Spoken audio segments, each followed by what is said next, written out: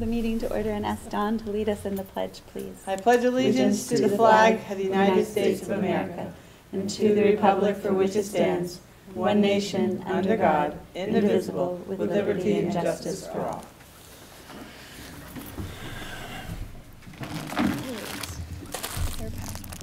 Comments? No, it's just open, I think. Okay. Comments from the public on items not on the agenda? All right. Hearing none, any board acknowledgements? I just would like to extend the board's condolences to, oh, the name went right out of my head, Bob passed away. Oh, a former educator at FMS? Yes. Last Bob, name escaped me. Did not know. McCann? Bob McCann and Sean Willis, who both had losses in their families. Thank you, Donna. Tom McCann and who? It's Bob McCann. He passed away. He used to work here, and Sean Willis, his mother-in-law, passed away.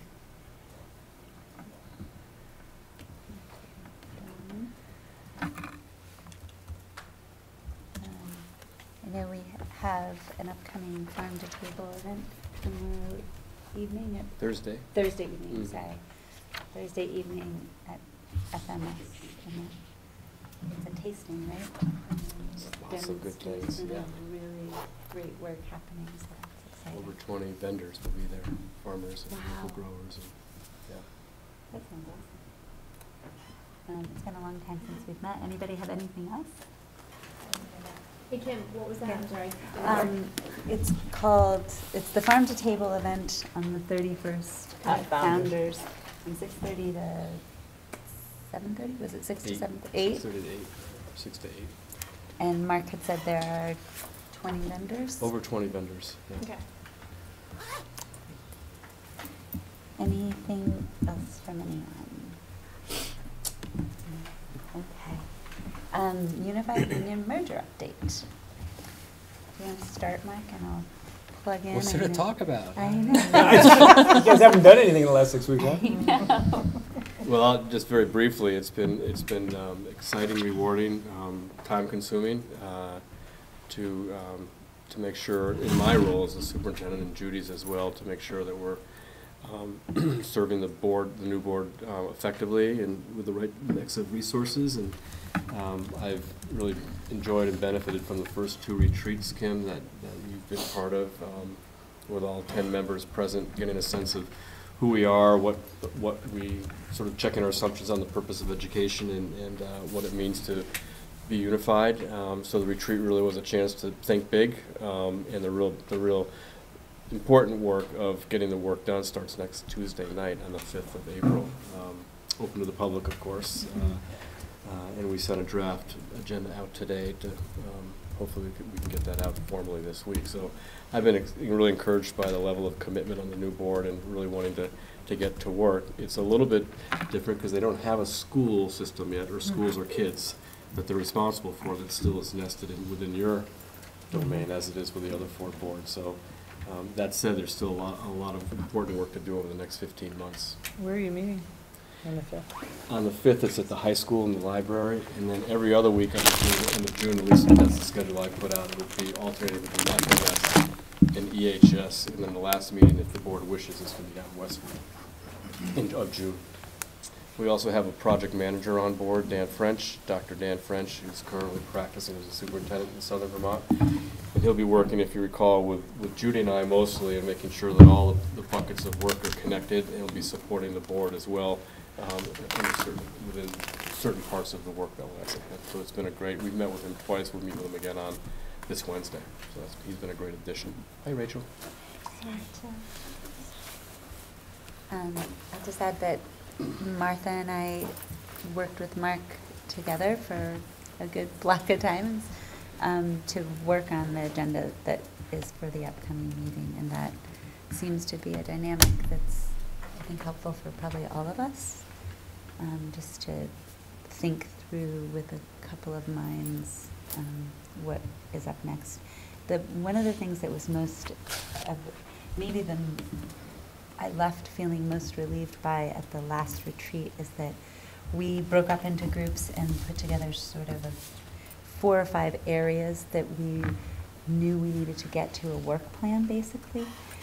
We have our board work plan that we put together in the summer, and that really guides our agendas, and it's a really terrific place for Mark and I to start each time we're putting work together for the agenda. And in the absence of that, and a lot of other absences on the new unified board and a new unified district, that was a little bit of angst for me in thinking about how we plan out the next 18, now it's not 18 months, it's less than that. So each of those little work groups came up with, guiding statement and then tasks that had to be completed and put rough timeframes on them. So that is the start of a work plan, and that gave me a sense of relief that if you got it on a piece of paper, we've got a plan to move towards that. And it'll be somewhat fluid, but the superintendents certainly have their tasks list and have divvied up their work in terms of lead and second seat on each of those pockets of work to be worked on with Dan French, and he'll support our work as well as the superintendent's work. But now at least we've got the beginnings of a board work plan, and there is a ton of work that the board needs to be really taking the lead on. Among that will be, I think, community engagement, and that is something that Martha and I are also meeting with a resource through the grant. And that is coming up in another week, I think, that she and I will spend an hour with that person to begin thinking through, how we get that body of work moving. So that's exciting. And then you said your first annual meeting will be May 5th? May 5th. And I believe, May 4th. Is it? I thought it was the 5th. You might be right, Mark. I'm just. I don't sleep at night. I think you actually probably know. Nope, it's the 4th. It's the 4th. I don't know why I would have questioned April him. 5th, May 4th. April 5th, that's right. Yeah. Oh, dear.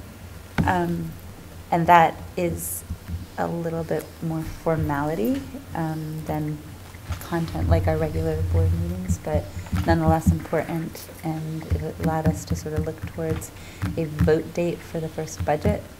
And despite the fact that there are numerous vote dates in this community, and Junction and Westward, we're looking towards not trying to figure all that out in this first go-round, but there are other groups working on it at the municipal level too, and so we'll get our part taken care of to look. It'll be on the similar date that we've had historically, because 3 of our school votes already happen on those dates. The Junction, us, and the high school happen in the beginning of April, and Westford typically happens in March. And in all honesty, to try and alter to get everything back to a March date when we don't know what the municipalities are going to do, and we're trying to get a budget together on so many unknowns for a unified district, felt way too daunting to try and tackle that challenge of multiple vote dates in this. So it's tentatively for April again, 2017. Yeah.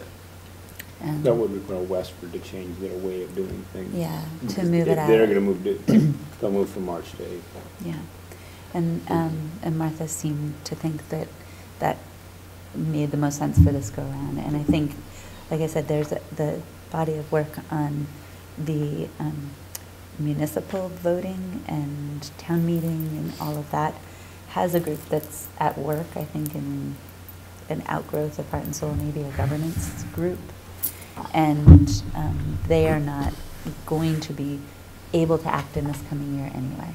And some of the thought they had was to hold a town meeting early, but then a vote later, so that an actual warned budget could come after the town meeting and then be voted on by Australian ballot. And that's just among the possibilities being considered. And so to preempt or presume that we're going to pull everything to a March date and then move it anyway didn't make sense. Right.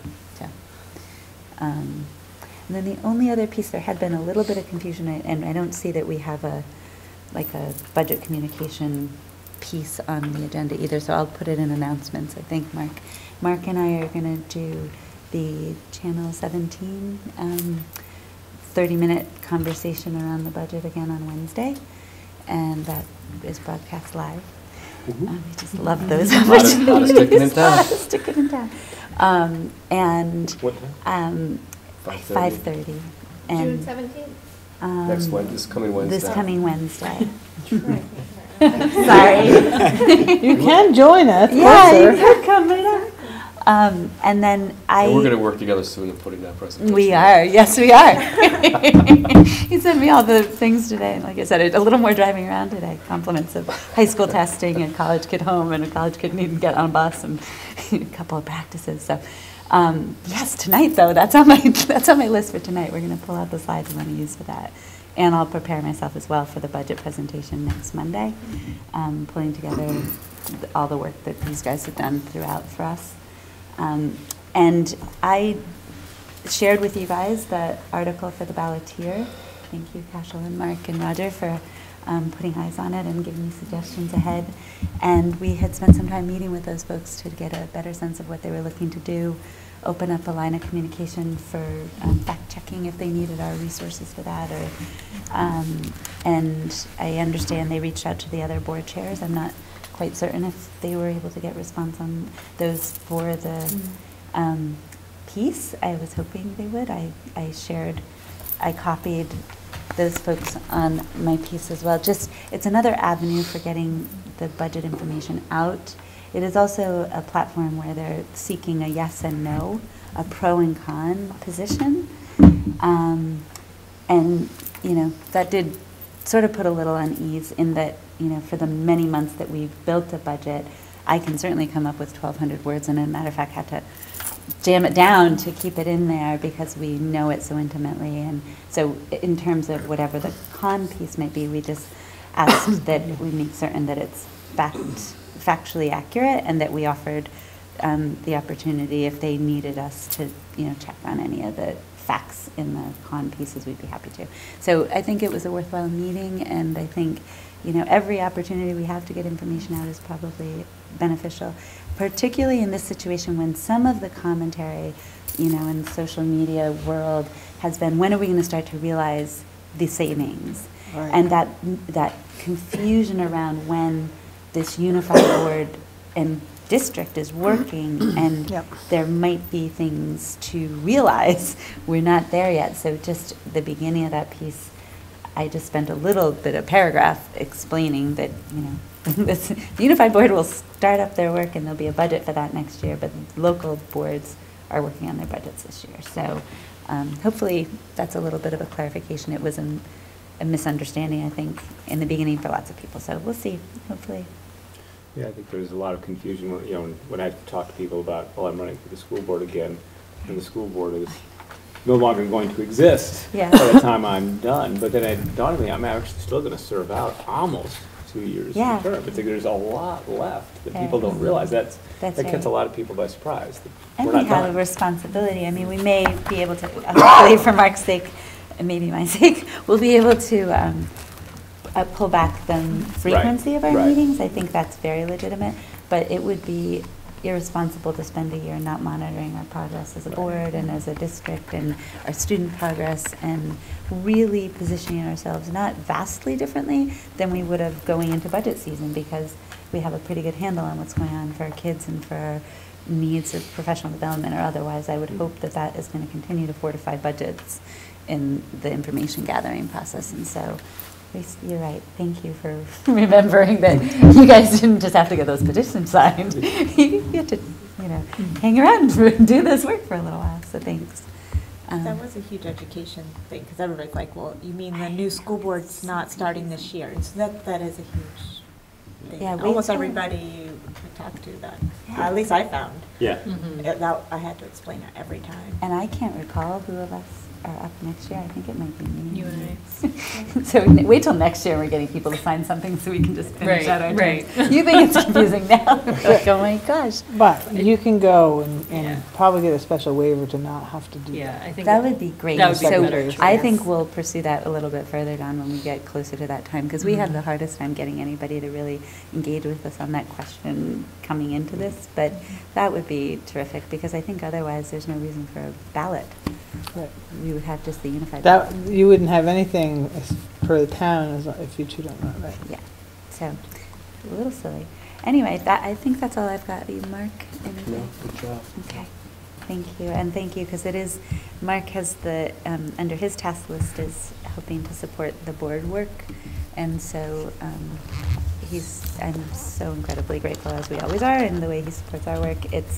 And each of them have a tremendous task list in addition to their normal work. So as though we did not have tremendous appreciation before, let's extend our thank yous, because it continues to be a big body of work, yet absolutely relentless, strong leadership, and I'm really grateful. Thanks. Oh, I thought of one more thing. There is a policy governance training that we don't need to go to, so I don't need to beg you guys to go unless you want to come. It's a blast. Mark and I are going.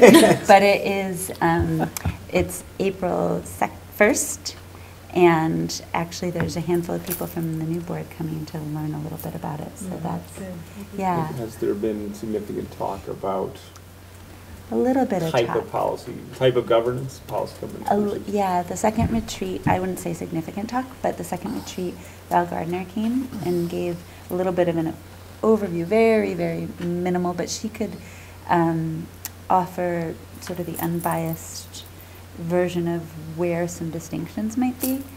And there's curiosity, and enough so that there's 5 of us, I think, and then Mark and possibly Judy attending, and among the 5, so there's 4 other folks who aren't familiar with this model of governance. And there was definitely curiosity to understand what else is out there. There's a VILA model, I guess. This is the one in Montpelier. It starts at 5:30 Friday. No, Starts at it 11. starts at 11. So it's Goes That's till the one 4. I got. Okay. There might be one, and it happens to be in Barry, but it's 11 to 3:30 or 4, and it gives the 101 and then the scenarios.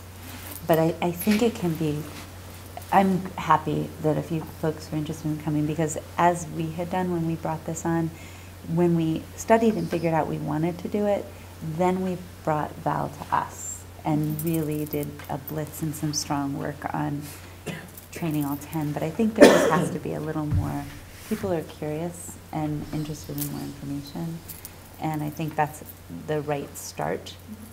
So I think we were optimistic that at least we're exploring the unknown for some people.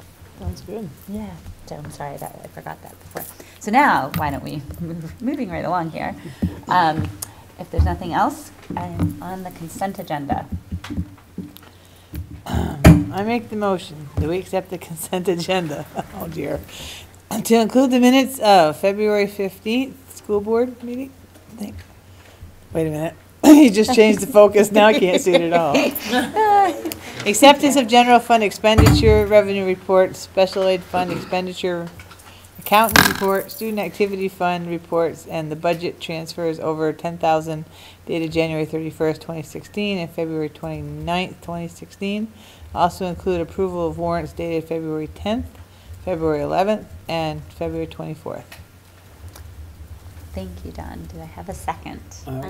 Oh, go ahead. I will second that. All right, all those in favor? Yeah. All those in favor? Aye. All those opposed? Passes 5-0. Thank you.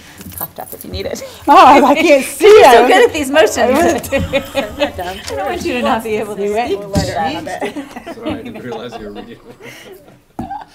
It's just to mess with us. Thank you. That's right. He's trying to keep this interesting. All right, well, we're going to move right along, and I think I'll let Mark take the lead. And we've got a number of things under this section. I wonder, for the public's interest, do you want to mention our executive session?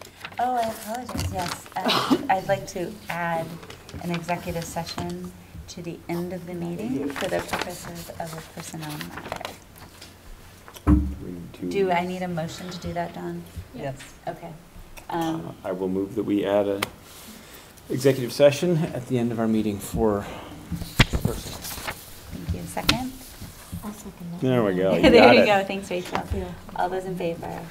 Aye. Passes 5-0. Thank you. Thanks, Mark. So under 2.8, communication and support to the board, I felt that these 5 items were important enough to have an open public discussion about them. And they're there for your benefit, Don. I got a hard copy over here now. Thank you very much. And they include the approval of the 1670 17 regional calendar, an idea about the last student day for the 15-16 school year. I've invited my colleague, Dr. Dylan McNamara, to be here with us and to share with the board some of our thinking about service delivery for kids with exceptional needs next year, school year 16-17. He has a short presentation that he'll engage you with, and I'm really happy that you're here, Dylan. You've been a great addition to the team, and your ability to work with all sorts of people and think big is really helpful to me as a superintendent. I like surrounding myself with smart people. Dylan's one of those people. And then finally, I wanted to bring back, because a parent had, several weeks ago, had sent a note to the board about the social thinking program, and I just wanted to give you some information about that and close that loop. And again, I thought that was appropriate to do in public without mentioning families' names. Okay, so hopefully you brought a copy. I didn't call it up. I can pass my copy around. I know it by heart. If you'd like me to go find it. Or no. You got it? All right. It's in We'll the look. packet. It's, oh, you got it too? It's in the packet. Yeah. It is in the packet. Yes, it was in the You're packet, right, Kim. which I've shut down. Yeah. So Okay. That's a night. Feel well bigger than this Yeah, I was gonna screen. say that. That's the lights. You read all that? So, There we go. Thank I you. did yesterday when I read the whole thing, yes. Yes. So, just to remind you, our job in state statute is for the group regional superintendents, and in our group, it's 17 strong. That spans 4 counties. Although Addison and the Islands and the Franklins really are not part of the Champlain, the Chittenden County group, because they have different tech centers, and these regional calendars, the law is built around making sure we have a common 175 days so that the schools, our tech centers can, because they invite up to 7 or 8, 9 different schools, we have to have a common 175. So the law states that superintendents in the region have to agree to that. So that's what you have in front of you is our agreed upon regional calendar for next school year. There is some nuance. It really is pretty easy for me because we don't currently, I don't have a high school. So it's easy for me to get waivers if what I'm looking for is different than what the region is looking for. So there's not a lot of changes from this current year. I'll point out a couple. This past year, we were in session for Dr. MLK Jr.'s birthday. The reason we did that was because of losing a professional development day with teachers. We were sort of out of the norm this year, and one of the pieces of feedback that I really pay attention to is how closely aligned we can get with now Chittenden Central. So they've never deviated from that Monday, so it seemed like it was appropriate in our effort to try to align as close as we can to bring that day back into our school day. So it's a teacher day, but it's a non-student day. The other 2 days that you see that will be, I'd like to have in the calendar next year, the 2 half days. We've moved them a little bit based on our experience this year. Where'd my calendar go? One is January 27th. one is in February, the half day, and one is in March. Wait, I'm looking. Um, Oh, so you this took the year- January 27th out. In the May it went out, and they're now February and March half days. Okay. Okay. And those Yeah. are No. random in So- terms of they don't align I with lost it here. the high school or anything. Yeah, I'll share with you February the what high now? school schedule, Those two. but the high school Okay. is in session All right, on okay. those 2 days, and we are too. It's just that kids go home half day. Yep. So the January 27th, at the bottom of the Right note, there. it says it's there, but it's off of there. Oh, So Thank you. it's, Got it. so that, So so before you print it, or before you yeah. post it, Yep. the note says Okay. that it's there, but Yep. it's not. Okay, so it's February 10th Yep. and March 24th. March 24th. we'll go through this one more time, make sure we're lined up. Mhm. I think what you have is not the most recent version. I'm quite sure I took that off, You but we'll took check. it off the calendar part, but it Yeah, looks but like the note narrative, the stayed. text, it Got should have it. been off there as Got it. well. And So those are two. The other, I'm going to pass the high school calendar out in a second. I know that there's been discussion about Yom Kippur, so I don't want to pass over that if you guys want to hear my rationale again for that day being honored. The only other day that's different is the April 7th. We're in session. We're not in session. It's a parent-teacher conference day, but the high school is.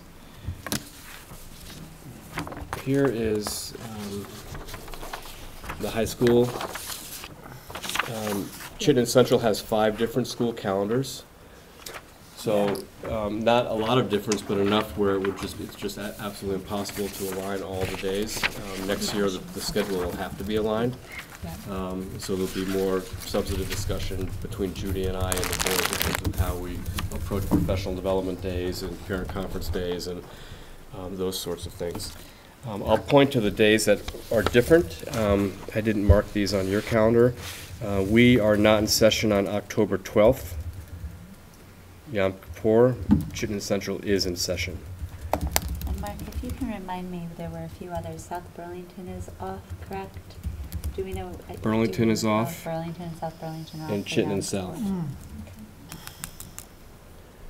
So that's a non-common day in the region, so schools can do what they want to because there are 4 schools out of the group that honor that day. November 8th, you can see is sorry, this didn't come out in color, is a PD day. It's a non-student day at the high school, so kids are not in session, but we are on November 8th. So there's a difference there. Okay. Only the high school, not, I'm just curious how. I think it's only I didn't bring the Junction. other 4 calendars, but I Yeah. knew this was the most important one, but And they might because be in they vote- session, the other ones, I They don't know. vote in their gym and they tie the whole gym up, so they don't know what they have to do that day. The February half day and the March half day, again, our kids go home, high school kids are in session. This doesn't include, by the way, the different days at the high school because of testing and all exams. That's a whole other layer of scheduling that we still don't have our heads wrapped around always. And then, as I've pointed out, the April 7th day, our kids are not in session in the high school. The high school is. It's a PT, it's a parent-teacher conference day. Everything else is lined up. I think Kesha also, I had asked Mark if he could give us, especially the high school ones, because I was hearing from families that have kids in Right. multiple schools across the high school and all of our buildings. Mhm. And they're like, oh my gosh. So I wasn't hearing quite as much. Obviously, in the next year's body of work, we'll have to look at how we Mhm. are doing this across all the buildings. But we were thinking especially the high school where people are struggling to get Mhm. kid coverage on days we're off and the high school's in, at least knowing where those days are, Right. I think makes sense. And, it didn't seem as though there was any ability to, it's not like we've got something else hanging around just about at that time, and so we could Yeah, pull it together. right. It seems like those occasions where we're off and the high school isn't is distant Mhm. enough, there wasn't an easy way to pull it together. Mhm. Is the school year starting late because Labor Day's later? I mean, is it? We usually, we start the Wednesday before Labor Day. Okay. And so every 7 years, we get a bit of a bind like we did last year because Labor Day was later than usual. Yeah. And that's a regional day. That's a start date for all of us. Okay. So the other thing that binds is the transportation system, and with the new revised transportation policy, I'm sure Kim's going to chair that policy committee. Gosh, no.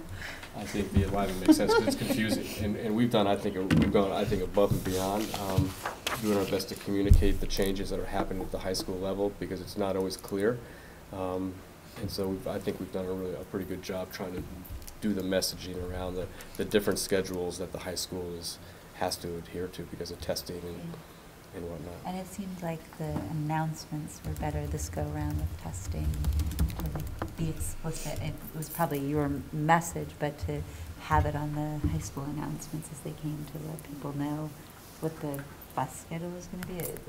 This is the first time I noticed it being posted. Did it not end up working? I have separate comments. But Okay. No, it was at least much it felt better. like it was announced. It was much better announced, and it was clear it came from a lot of different avenues. Yeah, that's it. So, these half days, 4 half days for testing. Well, I make the motion, we accept the school calendar as presented. Second? I'll second the motion to accept the calendar. Any further conversation, discussion, questions? I think the one thing I just want to bring forward is that, I do know some parents had commented about the recognition of different holidays. So I just wanted to make sure that people were aware that people just want to feel that if we're recognizing one religion, we're also paying attention to other religions that affect our group, whether it's depends on the school calendar or just in terms of activities in general. So I'm passing it on. Thank you. Rachel. It's something that, if I may, I agree wholeheartedly, and the regional superintendents talk about it quite a bit. And I do think it's time, and it's not a novel idea, but several of us as school leaders approach the different faith communities, including those who are Muslim and Hindu and Christian and Jews, and say, here's our dilemma. We have, as Dylan will point out, upwards to 30 different countries in our school today. So that's the demographic that's shifting, and we can't honor all religions. There's a reason why 2 years ago I made the decision. It was last year was the first year, because of the advocacy and how strong the Jewish community is. And I'm not remiss in having made that decision, knowing that we would have to come to a point where we reach out to the faith community leadership and say, it's just not possible to continue doing this in a way that seems, equitable. In terms of, the middle school activity, if that's what's being referenced tonight on last Friday, where some Christians do, have Good Friday is a really important day for that faith group, and that was an oversight on the part of the administration here. The people who organized dances, and there was a reach out to a mom in particular and said, we made the wrong decision. That was happening all the time with Yom Kippur. I mean, it was always happening. So, Kevin took the high road on that one and took responsibility for not realizing that was the case. So yeah, it's an important conversation, one that we don't treat lightly, and I think it's about doing some community engagement around how do you do this when you still have 175 days and there's no way of changing that. So, but thanks for bringing that up, Rachel. I think I'm glad to hear that those are conversations happening regionally, and I think among the things certainly that the Unified Board and community engagement has spoken to is this idea that we have non-English speaking families. We're a really diverse community now, and I think it calls upon a different level of effort to really engage with families in as many means as possible to try and get as many voices to the conversation, to the tables, to the collaborative work of figuring out how to reflect that diversity in our schools is, I know, something that has come up through the course of the conversations around engagement at the Unified Board, even though those have been, a small piece of what we've done so far. It'll be a big piece of the work that's coming out. This is shift in culture to really figure out how to bring as many voices to the table. So. It'll be really interesting when we, just as an aside but related, is the issue of curriculum and how our curriculum is biased. That's a gross generalization, but I do think we have a responsibility as a public school to teach about religion and find that fine line of what's not crossing into a domain that we don't belong. But I think schools have a responsibility to teach each other about what the Muslim community is like, and Hindus and Christian and Jews. I mean, I think it's in Kwanzaa, whatever. I think it's important that we, not just superficially. And so even though we were in school on MLK Junior Day, there were some really rich discussions and study around his vision and the ideals that he stood for, and otherwise would not have been able to go into the depth had kids been at home on that day. So, I think not only do we have to look at equity, but also what's our job as educators and families to work together to teach kids the real facts about why people worship the way they do. And so when we do an audit with our curriculum, our humanities curriculum especially, we will see differences in terms of how and you probably experienced that as parents, what teachers bring to the table. It shouldn't be contingent on or dependent on who the teacher is. It should be rich in our curriculum. Yeah, I think an important point in that conversation is the differentiation between teaching about religion and teaching religion. Yes. That's Absolutely. right. Well, that's a good distinction. Yeah. Yeah. Yeah. But it's sensitive, and we've got to be careful. Mhm. It has to be well thought out. Yeah. Right. So that was the discussion part. I was trying to remember where we were in this. Any further comments, questions, discussion? Right, hearing none. All those in favor of the calendar for 2016-17? Aye. Aye. All those opposed? Passes 5-0. Thank you. Doing my best to keep kids in school,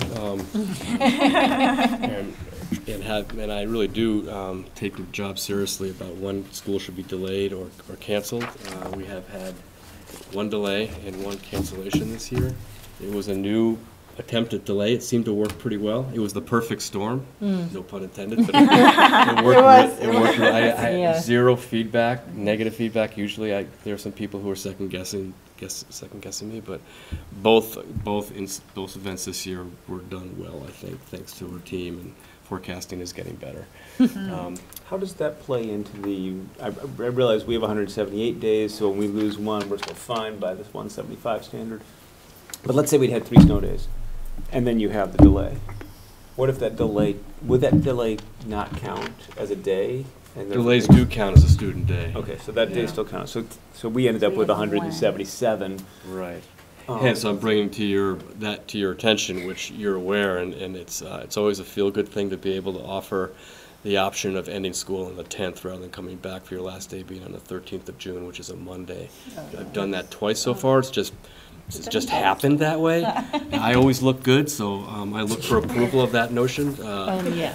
We always think we look good, Mark. Nobody's come to school on Monday. I applaud you. All staff would be Yeah. here, support staff and licensed staff and school leadership. But we know it just, to bring kids back after, it would be a productive day, and we would still be a school.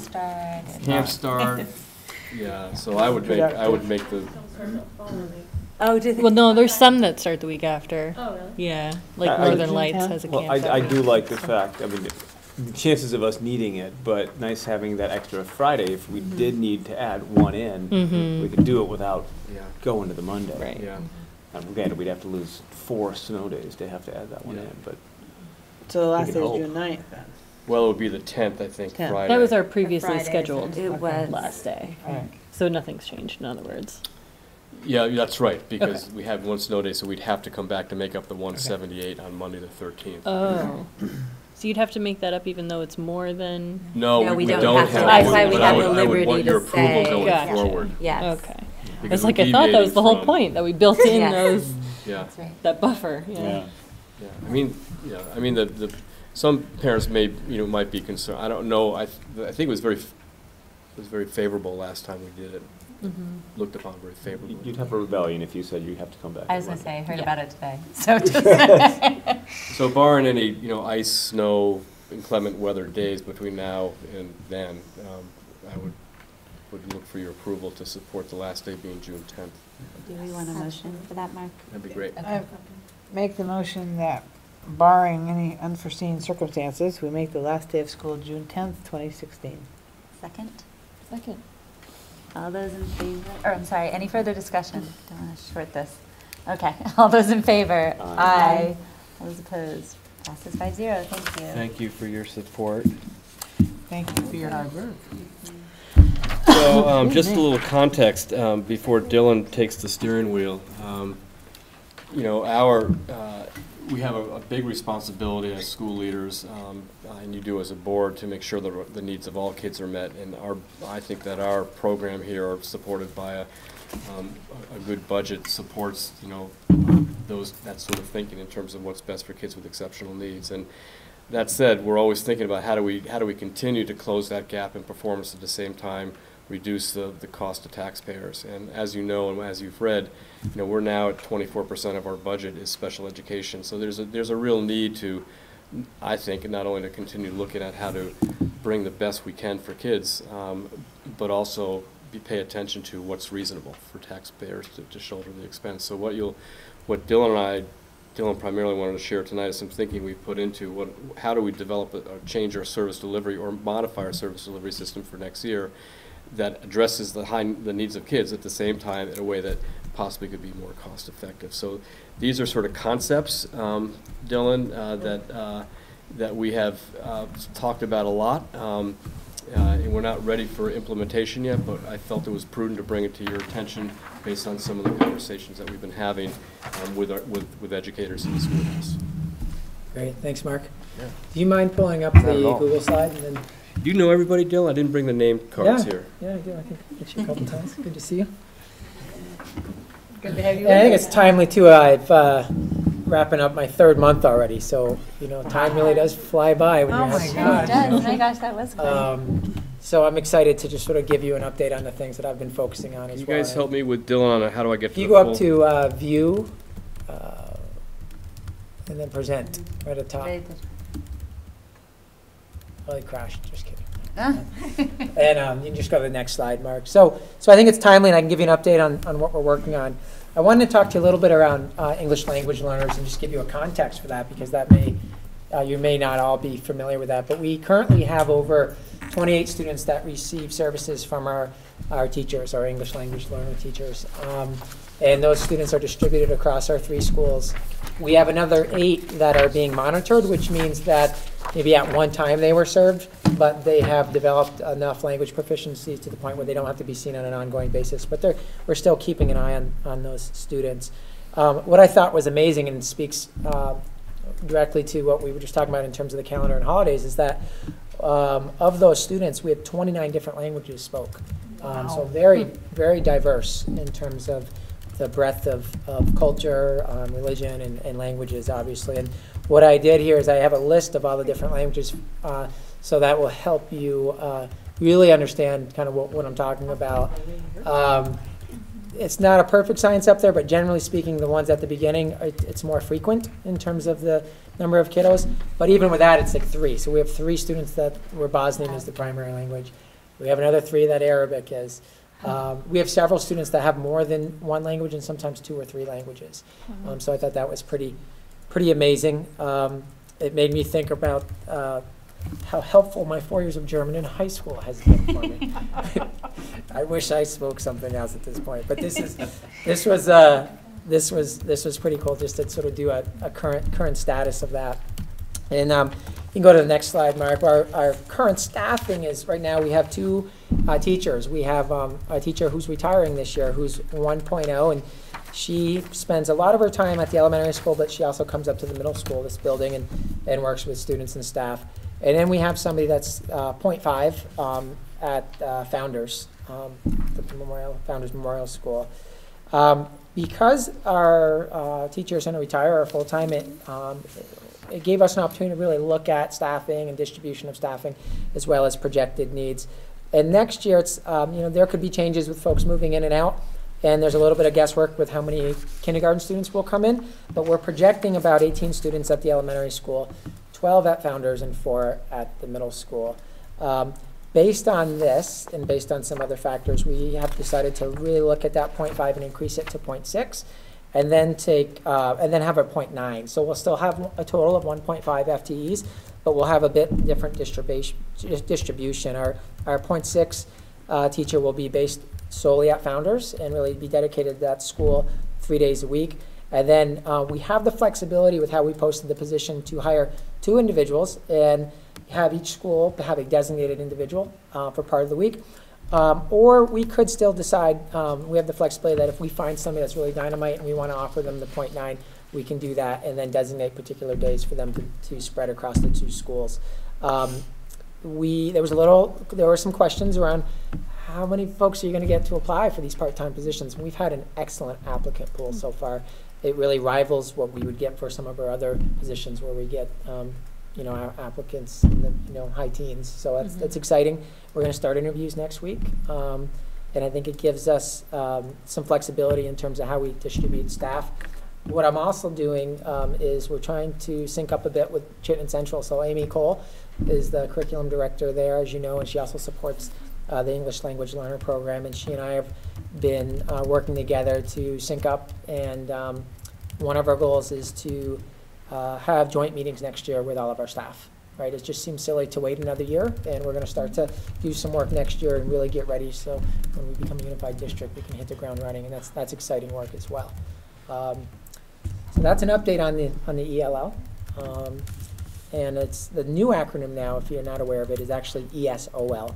It's English as a Second and Other Languages, and that seems to be a bit more favorable now because we know most of our kids speak more than just one language. It's multilingual, but that's just a fun fact for you in case you see that I've acronym. seen and you- both, Yeah, yeah. you say, what's the ESOL versus ELL? There's also a lot of work, obviously, that I'm doing around special education, and that's on the next slide there. And I wanted to give you, as I did with the ELL, I wanted to give you just a context for that. As of December 1st, about a month before I came in, we had to file a child count report with the Agency of Ed. And in that report, we've identified that there were 245 students in the district that currently are on an individualized education program. So those are students who have a disability and qualified for special education. 47 of those students were in preschool, and we call that essential early education, or you'll hear the acronym EEE. And about 200 or 198 were distributed across K-8. So that gives you a flavor of kind of where folks are shaking out. Interestingly enough, that's about 16.5% of our population, fairly consistent with the state average of 16.1%. I looked back over the last 6 years, and historically we were under. The state average used to be more like 14 or 15%, and we were at 11 or 12%. As we've climbed, the state average has climbed too, but we've climbed at a much higher rate. And the last stat there will show that too. It just gives you our raw numbers that in 2010 we had 147 students, and you can see it pretty consistent in 2011, pretty sizable jump in 2012. Stayed steady for 2 years, and then it jumped again to 218, and now we're up to 245. So I wish I had the knowledge to tell you exactly why that is. As being here only 3 months, I can't tell you exactly, but it's certainly an interesting trend and something we're going to be I'll be diving into more to try to understand the reason for the climb as it is. But those are the numbers as we are sitting today. Quick question, the EEE, those are those just 4-year-olds, or does that drop down? No, to it's lower good. level That's a also? good point. That number seems high, but if you think about that's going to capture your 3, 4-year-olds, So it's and 2 even years. yeah. That's So it's two. really 2 cohorts. It's still higher than, what is this, 9? Yeah, I'm always doing math here. It's fairly. If you were to divide that, you're at 23, right? Okay. 23.5. Yep. And if you take K-8, there's 9 grade levels across 200. 198. So you're probably pretty close. About 25 per grade level is another way to think about it. You want to check That's that? true, you're a little off. 22, Okay. 22 versus 23 and a half. That's Yeah. really not that much That difference. German really kicked in. Yeah. So fairly consistent there. The next slide there just shows you, it's a snapshot of where we were. This was in 2014, so I was able to pull this off from the Agency of Ed website. They have all the stats on these types of things across from 2010 on. And this gives you a snapshot of number of students by disability, by primary disability, which means that's the primary reason that they may qualify for special education. Again, the developmental delay looks really high, but you have to understand that captures most of our preschool kids.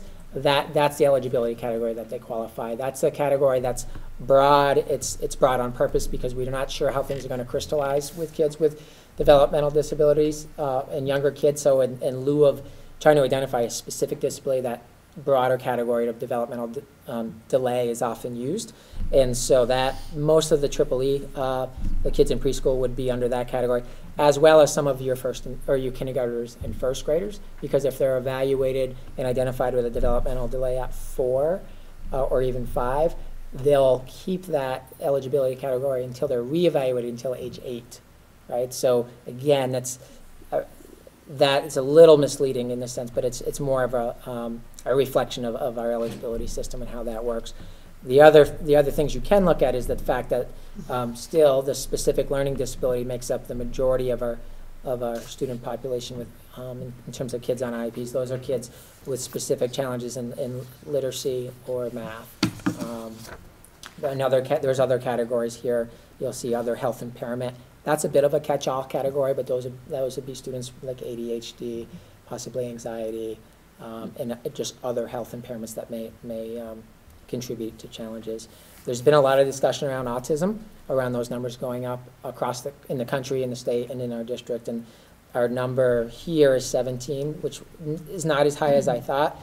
The reality is some of those students under the developmental delay category probably have or qualify under autism as well, but they're still using the broader kind of catch term of developmental delay to see how things crystallize and sugar out for those folks. But that just gives you a snapshot there.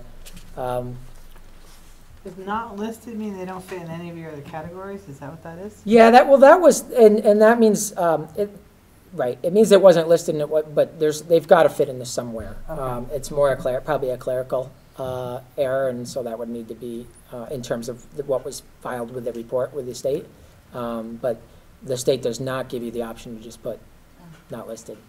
But it is reflected in the graph, because when they graphed this, apparently there were 7 kids not accounted for. Okay. Yeah. Any other questions about that slide? Okay. So moving forward, and Mark spoke a bit to this, my goal really is to help the district really embrace high quality instruction, and most importantly is supporting students what we call in the least restrictive environment. And that means that we always want to help our kids progress in the environment with their peers to the extent possible that we can. So we would much rather try to provide high quality math support instruction in class for you rather than pull you out for part of the class. With that being said, there are students that are going to need pull-out supports and instruction that's appropriate, but we always have to have our eye on the least restrictive environment and be making efforts to find inclusive ways to support kids with their peers. And so in the first 3 months, I've been looking at our service delivery model across the 3 schools and supporting the preschool. And I've been looking at how we use instructional assistants. Currently, we have over 65 instructional assistants in the district that support kids, which is a great thing. And I've been looking at how we're using those folks. I've also been looking at how we provide psychological services and evaluations in the district. I've been looking at our extended school year, which are our summer services for kids, as well as our framework that we use to provide adapted physical education. And I'm going to cover a little bit of those things tonight. My goal and our district's goal is really, for all kids, is to build independence and build skills of students. And we believe that that students will be most successful if they can be as independent as possible. And one thing we're doing is I'm putting into place some frameworks around decision making and checklists and procedures around how do we look at how do we make determinations on when to use an instructional assistant, and how do we fade that support over time and build skills and build independence. So rather than just having an instructional assistant work with a student and redirect them, for example, when they're off task, how do we use that resource to help build skills so the student can self-regulate, self-monitor, and start to do that on their own. That's an example. So I've been working with our special education staff to begin with, and there's some independence checklists and other types of tools that I've introduced to them. Founders has started this year. Wendy Cobb has done a fabulous job with their staff around using independence checklists to track independence of students and try to intentionally build that. So those are examples of tools that we're using. We're also looking at our service delivery for next year, and the principals and I and the staff are working hard at looking at how we assign special educators and instructional assistants to teams to build capacity. So rather than take class placement and distribute students there and just put the resource wherever the kids are, we're trying to build teams with resources and staff and be strategic so that with our class placements as well, so we can maximize and leverage people power. We are looking at the ideas of co-teaching, which means instead of having a special educator come and pull a student out and work with them, that a special educator would work side by side with a regular educator to scaffold and develop the curriculum and the lesson so that students with disabilities can access those types of things. So that's a flavor of the type of work that we're doing in each school to sort of build independence and build skill set and decrease reliance on one-on-one type of situations or adults when they're not always needed. And the next slide just gives you an example of that. Yeah? Maybe I should wait for the example.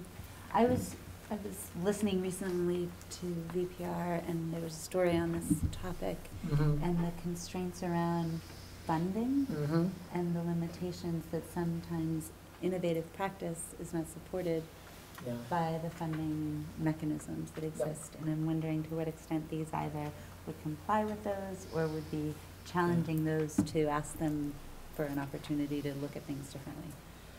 It's a good point. We've talked about that with our administrative team a bit. I think it was Vermont Digger just had a nice article around that too.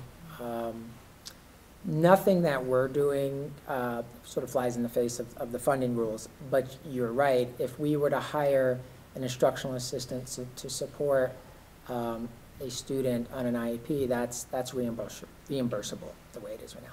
If we were to hire a general instructional assistant just to be an added resource in the classroom to support all kids, 100% of that may not be reimbursable. So there are some limitations, but I think there's some good work being done around this. The Chittenden County Special Ed administrators, we meet on a regular basis. We've been working on making some proposals, and at the state level, that organization is also looking at making some proposals. But if we were to move it in the direction of really implementing a multi-tier system of support the way we want to, it will take some changes in funding, I believe, if we want to be as creative and innovative as we probably need to be. Is that within simply state funding, or is this moving a federal funding mountain? It's a good question, Kim. You know, I think the state does have some flexibility with what they, how they use time schedules and time studies to document. But I think their hands are tied to with some of the federal money. I think of Idea B, and specifically it's a federal grant, as you know, and that there's really specific rules that the state can't flex as much. Sure. But There's a lot of innovative stuff here, so you go get them. yeah, but we've been Just talking about here that within for a the while state, in too. terms of the funding piece. You know, I think that the point Dylan made, which is the one which, you know, we don't have a lot of time to talk about tonight, is what is the role of the instructional system? And has been a growing body of, that's been a growing contingent of employees, and all doing a fabulous job and needed. But to us, it's less about redirecting the kid who's going down the wrong hallway. It's more about direct instruction. So the Pikus report that came out, Nate Levis's report that came out, Kim, these are outside consultants who are looking at our funding stream, and is it, and the services that we're providing, is it closing the gap? And the answer is no. When you look at it, we've increased exponentially our services, and yet the gap in performance remains the same. And so this thinking is about how do we use a great resource in IAs in a more strategic way, so it actually is about instruction and not so much, you know, just making sure the kids are being managed during the day. And so I've been doing most, in terms of the redistribution of staff, we're looking at that in particular at Founders and the middle school for next year. And the next slide gives an example of a potential plan, something we're looking at right now. And if you look at currently, we have 6 special educators at the middle school, and we have 21 instructional assistants. And our special educators really are providing support across teams. So they're sort of bouncing between teams to support staff and students. And our IAs are, we have some that are assigned to teams, but for the most part, they're assigned to kids. And sort of they'll follow the kids' schedule. Next year, we're hoping to move to a model where we can assign a special educator and what we call a general IA, a general instructional assistant, to each team. So then you know that you have the resource on the team, and as kids come in, the support's there. We think that we have a plan in place to potentially pull that off and do that in a cost neutral to cost savings way. So one idea would be if we used 7 special educators, so we increased by 1 special educator, but we have 16 IAs, which is 5 less than what we do now, and really build capacity at the team level, have common planning time for the special educator and the team to work together. And we think that will provide students with increased access to highly trained staff. It'll give us the common planning time will also give us time to work with the IAs so that they can be more effective in the work that they do. It could decrease the reliance on individual instructional assistants and again, be cost neutral or cost saving. So that's the idea, and something we're looking at both here and at Founders. And not only does it require a look at the funding, but there's a culture and there's expectations built around how one gets an IA, and so we need to work. It's not just working with the special educators or working with the administrator, but it's working with the whole school community, I think, around this, and so that's the work we're trying to do.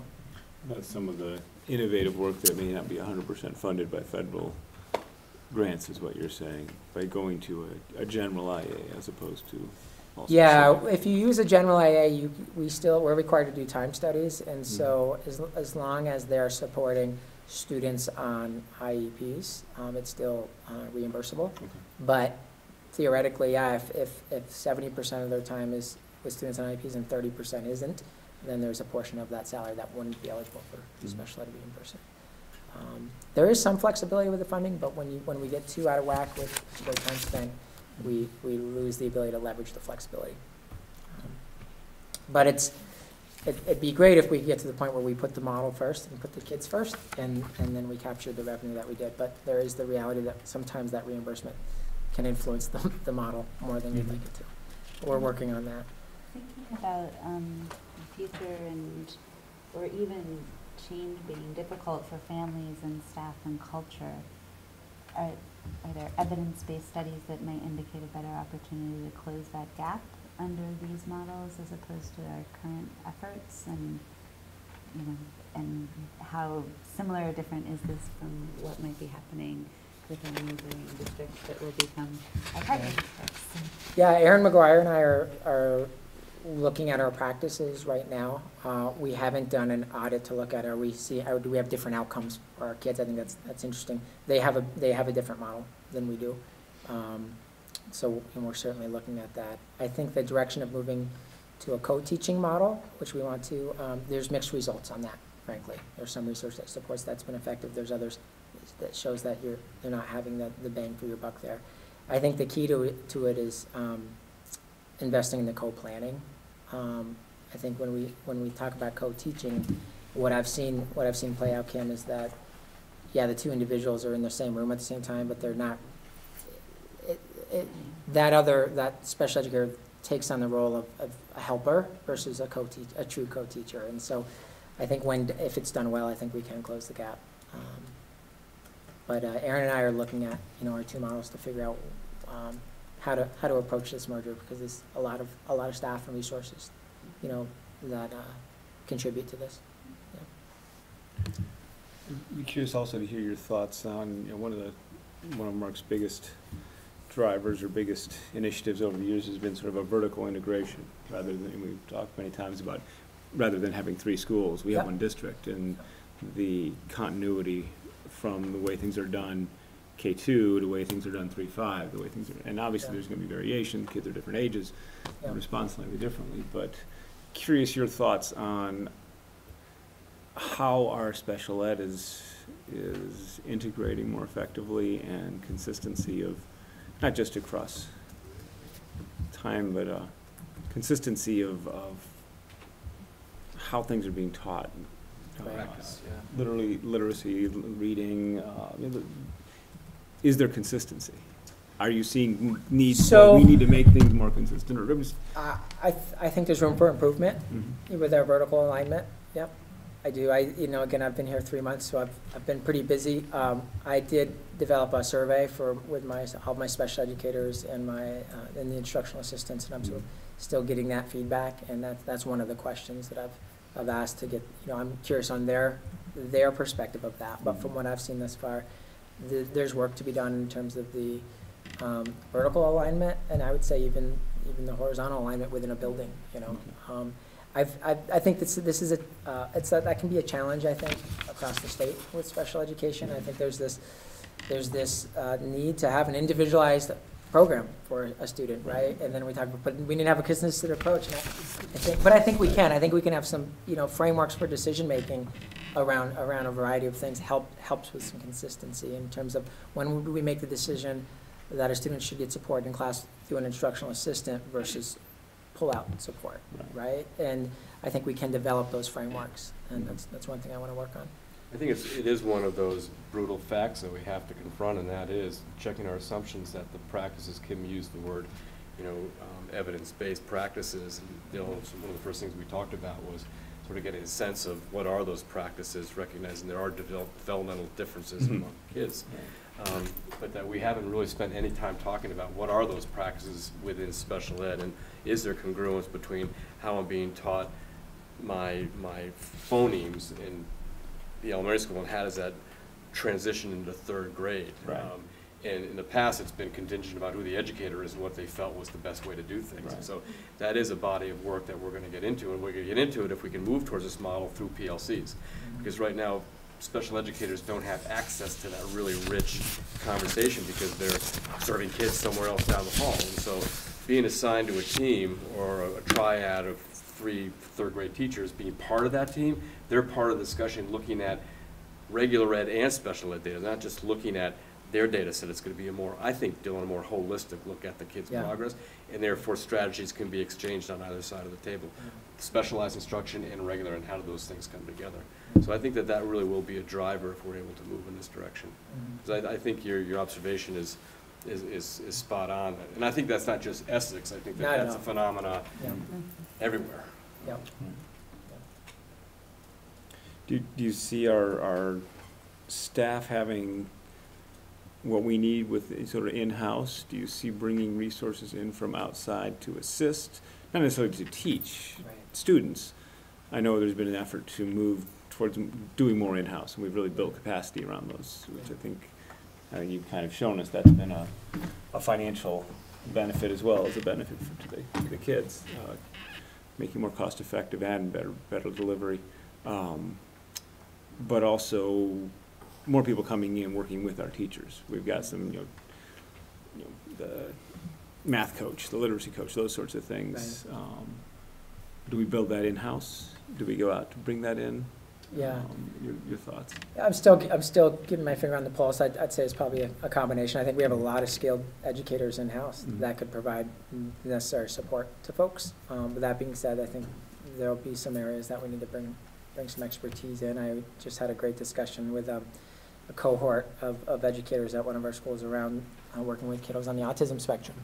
Feeling they felt like they could use some support around that, and I think there's some specific training that we could certainly do in-house, but I know of some areas that we probably would rely on outside agencies or others to come in and provide support. Next slide. Yeah, so I wanted to update folks too, if it hasn't come to your attention, on the adapted physical education and just sort of some changes with that. You may know that we have an APE, is the acronym. We have an APE teacher dedicated to solely APE for the most part.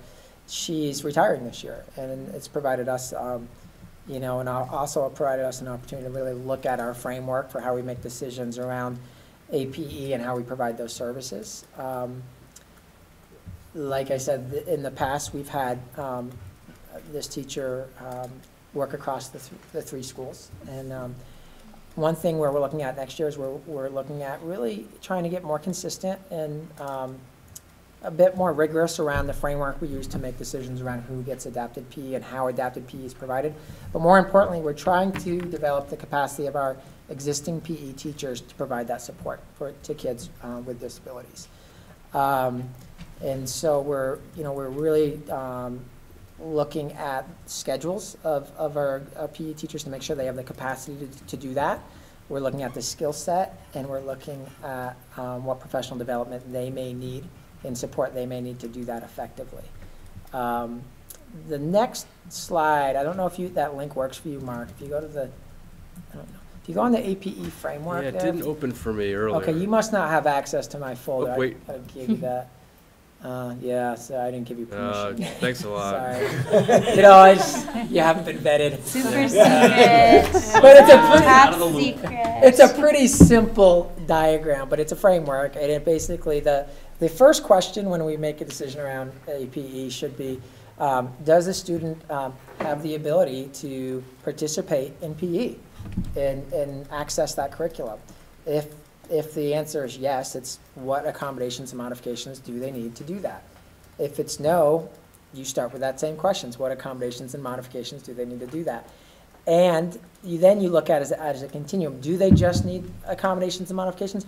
Or do they need some consultation? Does the PE teacher need consultation with the physical therapist to understand how to adapt activities? But you can go along the continuum, or it could be that the student needs some pre-teaching on a weekly basis. They need a small group instruction, and they need to do some work around pre-teaching, like we're going to be doing floor hockey this week. This is how we hold the stick. This is how I can modify the stick for you. So, you can really do some of that pre-teaching to help set the PE class to be more successful. And then you can go all the way on the continuum to the student can't participate in the regular PE, so they have to have separate PE classes. Different, completely different from their peers.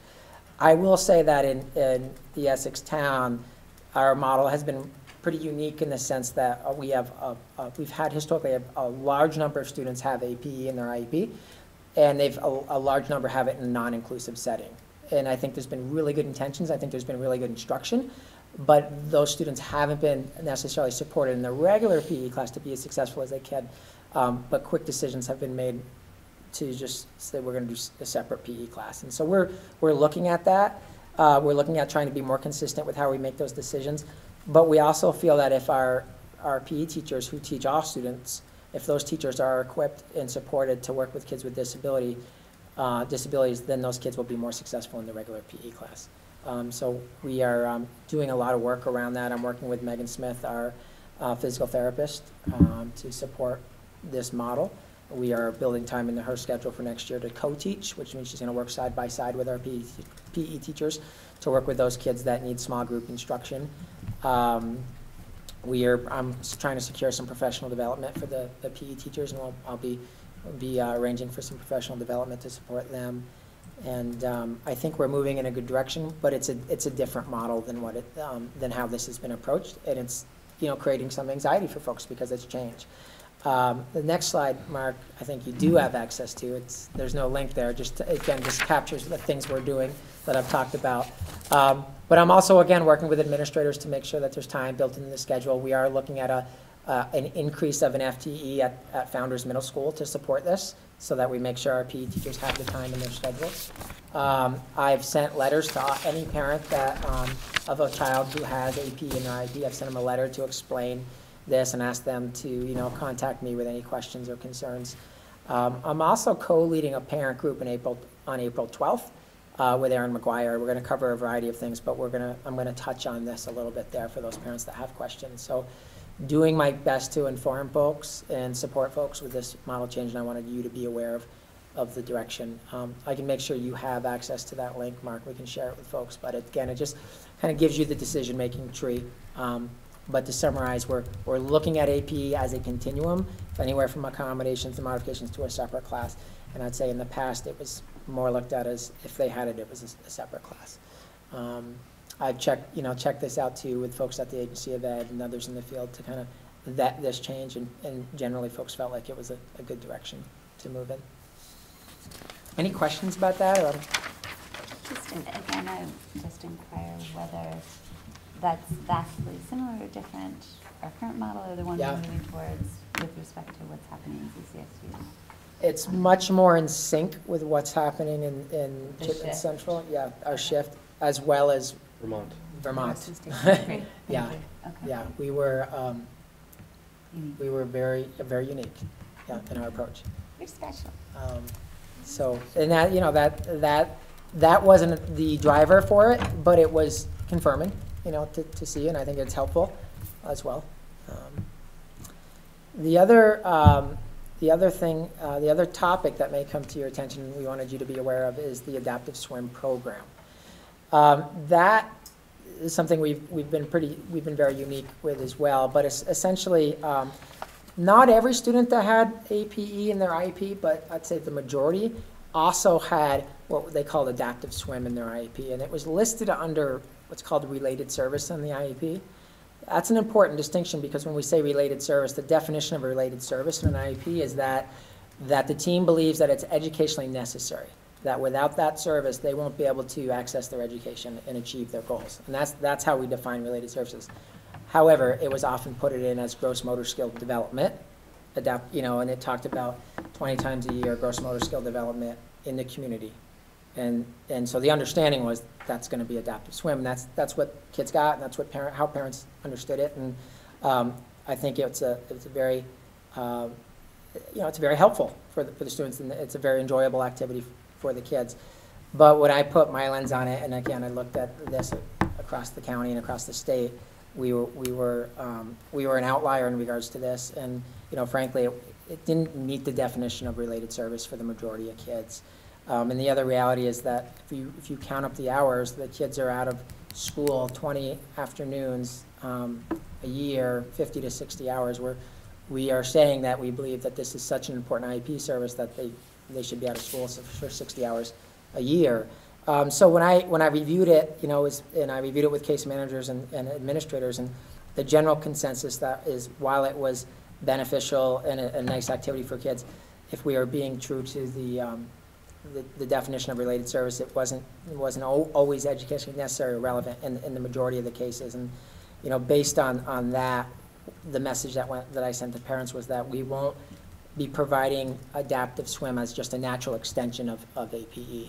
We'll be making decisions in terms of swim as related service on a case-by-case basis, and we'll look at that. If our physical therapist says, due to motor skill deficits and needs, swimming is really the best modality and the most appropriate modality to work on this, that would be a decision that we could make in those cases. But to add that onto an APE program is just sort of an addendum to the APE. We didn't feel like that was a true and best practice to move forward. So parents have been notified of that decision. And I've heard back from a couple, and we've had those conversations, and I'll continue to explain our rationale around that. But it's a big change, and I think the reality is that folks will see it as a loss. With that in mind, I think it's important that we always look at ways to increase enrichment activities for kids. I believe that we need to be doing that in an inclusive manner, and so I want to look toward what we can do to increase our support for unified sports and other those types of activities. I had a great contact from a parent today that also is part of a non-for-profit that helps organize enrichment activities and athletic activities for kids with disabilities. So I think it's part of our work. It should be to help connect families with community-based activities, as well as look at what else we can do. But call it what it is in a lot of cases, which is an enrichment activity and not necessarily an IEP service. Mm-hmm. So wanted you to be aware of that, because it's you haven't heard about it, you may. I'm hoping to jump back a little bit. I wanted to say this before we got into adaptive swim, but I didn't want to cut you off once you got going on swimming. The one thing I was thinking about on the APE approach, you list what you're going to do with special educators, what you're doing with PE teachers and administrators and parents. The group that's missing in there are the non-APE kids. What are you doing to teach the non-APE kids to have the APE kids in their class in PE? Right. And I think that's a crucial step for those kids being successful in the larger PE, is the kids in the larger PE understanding how to interact with. So that would be something I would be very curious how that plays out as you look at how you're shifting this around. And I guess that probably goes partly under educating the PE teachers. How do you educate the non-APE kids to? That sounds weird. I hear what you're saying. No, I think it's a good point in terms of how I think there's a lot of credence in sort of peer-mediated interventions, for example, and peer support. And so how do we help kids understand the needs of all the kids in their class so that they can be supportive? I think that's a good point. And I think it should be done not just in PE class, but in the But it might not be as hard if this child is already staying in the classroom longer, so his classmates see his abilities or her abilities. Yeah. They'll just transition to gym class too. Instead of getting pulled out for their own gym class, they get to play, participate. Right. Yeah, that's a good point. Any more slides? Got one more? One more, I think. Yeah. I got a couple more here. Two more. We got the special All right, presentation. all right. You're doing great. Now you're doing great. I know, I did promise Mark it'd be quick. He never is, so it's okay. It's your first, you know what? It's your first time. It's okay. Absolutely. It's all right. We want to bring you up to speed too on school psychological services. So historically, we've contracted out school psychologists to come in and do evaluations, and so that's really been their presence, is to come in with their kits, do the eval, write it up, and give it to us, and then special educator. And we've spent a healthy amount on that, and next year the budget calls for approximately $75,000 for that. We also have in the budget a half-time evaluator at the elementary school. And so I talked to the administration around this, and we felt like we would be in a better position if we leveraged those resources and hired our own school psychologist that could do the majority of our evaluations, but also bring in some expertise in-house and to collaborate with our staff, provide professional development. We feel like overall we can be more proactive versus reactive. It will be more predictable with budget planning, and it's cost savings too. If not cost neutral, it's most likely cost savings.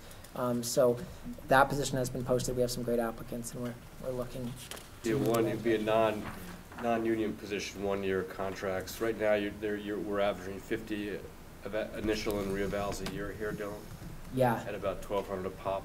Yeah, at least. For basic eval, so there's definitely savings. And as you pointed out, there's value added. There's so much more they can do other than just coming in and opening up the kit and testing. Just to play devil's advocate, or just in terms of what people might think they'd be losing a sense of objectivity with external evaluation, is that I don't know what best practice is or how it's used in other That could be. I mean, that's No. the direction we're heading is very common though. There's an endorsement at the AOE as a school psychologist for a reason, because they value that model. Parents always have the right to request an independent evaluation, even if we have an external folk come in and do it. I can tell you in Burlington, when I was in charge for 3 years, we had our own school psychologist. I had one request for an outside evaluation. So I think if it's done well, I don't see that being a challenge. We're moving in a direction that's pretty consistent. If we look at Chittenden East, Chittenden South, Burlington, Colchester, they all have folks in-house. Aaron McGuire wants to move in that direction too, and it's something we're going to look at kind of scaling up if we see the benefit of it. Thank you. Last slide. I'm trying to be quick, Mark. People asking me questions. I was going to say, I don't think we've helped at all. Sorry. This could be a whole topic in itself, but just to give you a snapshot, extended school year for some students on IEPs we're legally obliged to provide that for kids under certain circumstances. But our practice in the past has been a separate extended school year camp or program for kids on IEPs. And then, we also have had last year, I don't know how far it goes back, but last year we had another academic camp that supported kids. 2 camps, 2 different groups of kids, which again, in the spirit of trying to be more integrated and inclusive, Ellen Thompson and I are working together to meld our programs to the extent we can. So we're going to use some blended funding and use staffing in a way that provides more integration. So we will still have a separate ESY program for some kids with real intensive needs at the school, but the majority of our kids on IEPs who qualify for extended school year services will be invited to attend the K-5 integrated camp. We feel like it's a more inclusive environment. Frankly, it's probably less stigmatizing for some of the kiddos that throughout the school year they're always with their peers, and it seems silly to put them in a separate camp just for the summer. So we're excited about that. Well, certainly, I think this deserves another update in terms of us letting you know how that went. But it's something I've been working on with Ellen, and I wanted to make sure you're aware of it. You want to share with the board, Dylan, the criteria by which one was found eligible to receive ESY? Yeah. So under the special ed rules, if somebody demonstrates or is believed to demonstrate so much regression, so lack of skills over the summer, that it takes an inordinate amount of time in the fall to recoup those skills, they may qualify for extended school year services. That's the major criteria. There are others too, such as that the disability is so severe that it's likely that they need 12-month programming. But it shouldn't be for any kid on an IEP, but it should be for those kids, again, that you have significant concerns around the amount of backslide that occurs over the summer. With that being said, every student that, even for students that didn't qualify, they're being invited to attend this camp, not under the auspice of an IEP service, but under the auspice of, we have a summer program for kids to prevent learning loss, and that's the integrated portion. So there will be kids there on IEPs, and some kids may be there because it's an IEP service, and others are there just because the district is committed to extended learning opportunities. And Is that available to all kids? Or is there still some criteria for? We're looking at data, so the principals were asked to look at assessment data and identify those students that they felt were at risk of summer slide and who needed that. So So there are it's not certain just- It's not kids. just Like an across the invite. board, all Right. 130 kids in Yeah. the grade get to go No, if they want. no, It's- I was looking for a summer camp for my kid. I was hoping. Couldn't get them in, so. It's probably, good. So no, it's for students who were at risk by evidence of their assessment data. Other questions? That was very good. Thank you. Thanks. Too much. Yeah. No, it's good info. No, I'm greatly looking forward to seeing you in September. Tell us about it. How it works? Yeah. I know, Yeah. yeah. It's 'cause, it's been a topic of conversation for us. Can we fit it in the budget? Can we not? Yeah. We got it in. Good job. How did it play out? Yeah. It was, I think what it's was a- the return on investment? I think it's important we look at that, for sure. It's good to have had an update. It feels good to sort of consider an honest assessment of where efforts aren't changing that gap. Continuous growth model for us, just as a district, to figure out how to look at it differently, but change is hard. We know that for everybody, whether it's parents or educators or building or culture. And so, good luck with it, and I think we probably learned that communication ends up being as important as anything else that happens, so that people hear the type of rationale that you shared that is compelling to try something different. So. I think sometimes these things happen when attrition happens. And we want to honor, the hard work that have been done for 2 decades among Right. some people, and that there are times to make changes and times just to wait. And this is one of those things we've talked about for a few years, and it just seemed like it was the right time to make some shifts. But it is a very personal experience you have supporting kids and families with disabilities, and you don't want to let people down. And so these are tough decisions and conversations to have at the table, which Dylan supports, and Jessica did, and Terrence did before Dylan, principals who are challenged by, wanting to do what's important for kids, but also wanting to do what parents are asking for. So it's, those are hard conversations to have. And so it's easy just to sort of sometimes just say, okay, let's just continue doing what we've always done, because that it's upsetting for people to hear it. But going about it rationally, logically, and thoughtfully, engaging parents and teachers along the way is what I think that Dylan has been modeling since we started having these conversations. So, done good work. Thanks.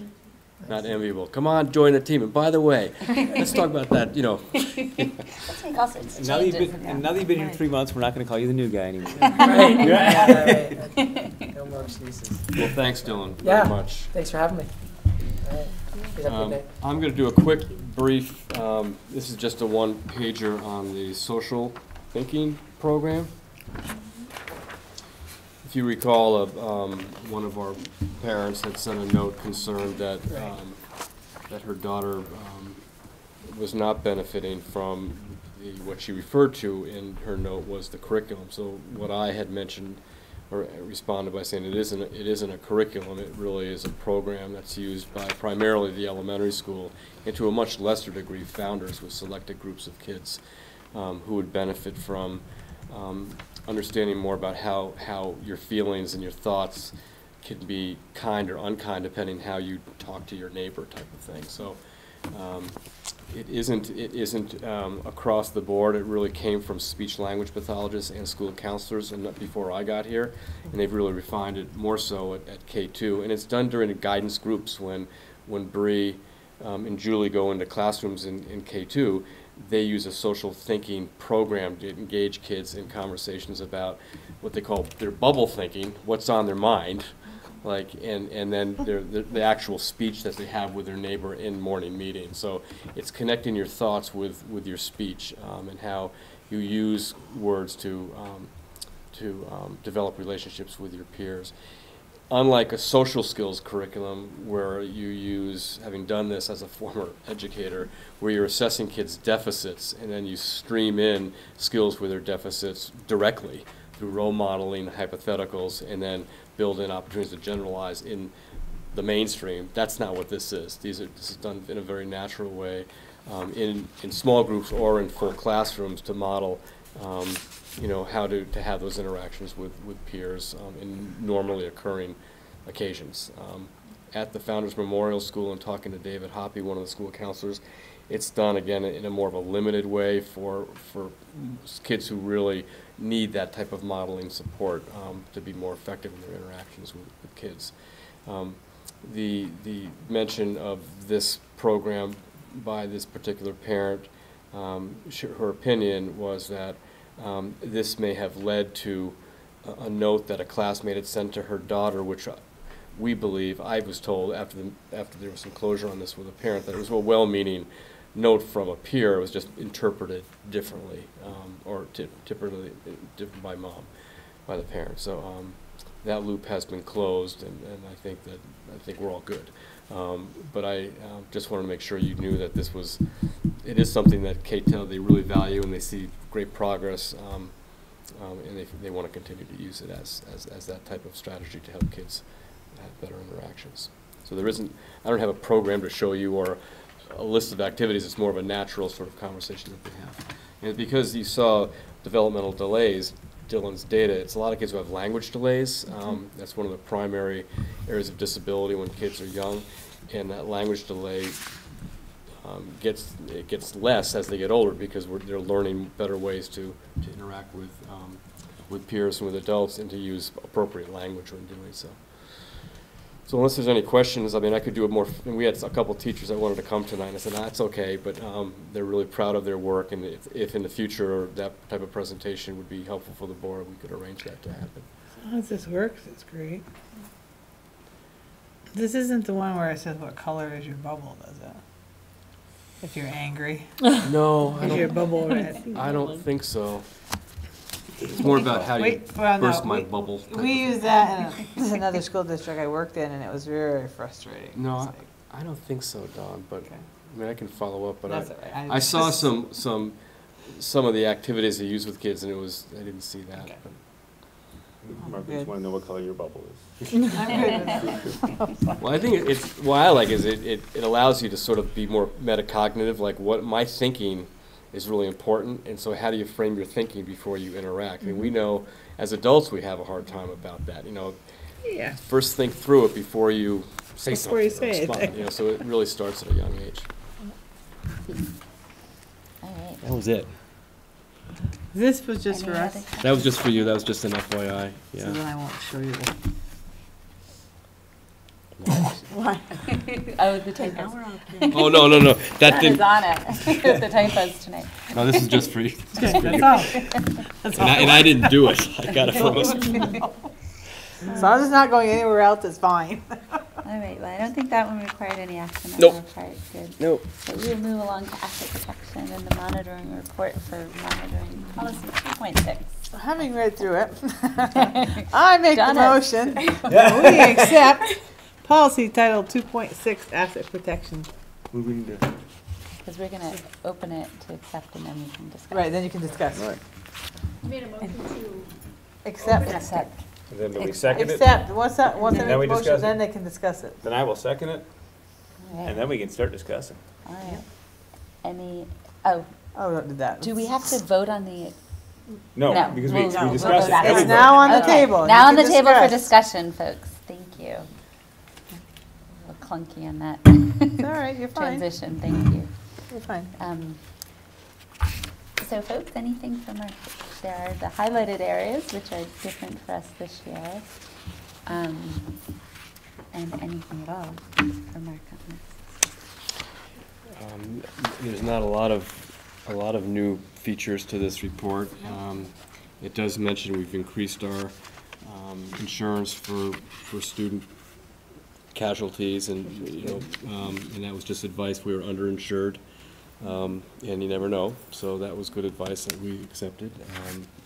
And also, you'll see the reduction and a typo related to transportation, All right. which was really important. It wasn't. So you didn't have flood coverage before? Is that why that's highlighted? It says earthquake coverage and floods. With a limit of, I don't know, do you have last year's report? So I didn't know if you covered, if you added floods or if it was just the increase in. yeah, I was wondering that. Oh, good point.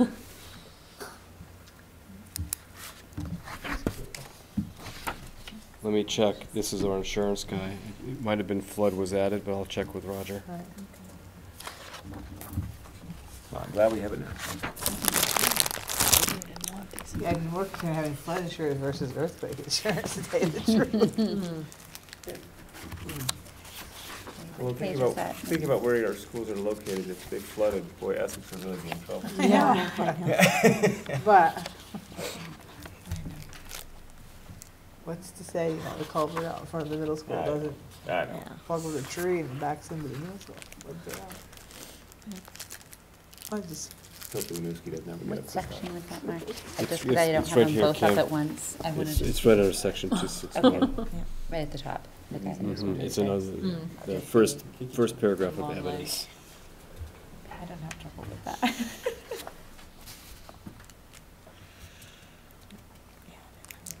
Nope, wasn't there. Mm. Oh, well, I there's wonder if earthquake. it was- There's, yeah, there's a earthquake. separator for earthquake coverage, but it didn't look like we had flood. Maybe it just wasn't part of the report. I bet that's worth checking on, because it almost seems as though we would have had flood insurance. Yeah, I'll do Well, that. maybe we just, but anyway. seems like I'll we do keep that. back up. Good point. all right, I'll be quiet now. It's your turn. We're up to the current one. Where am I? Here we go.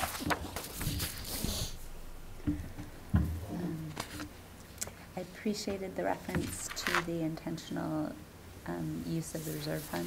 Mhm.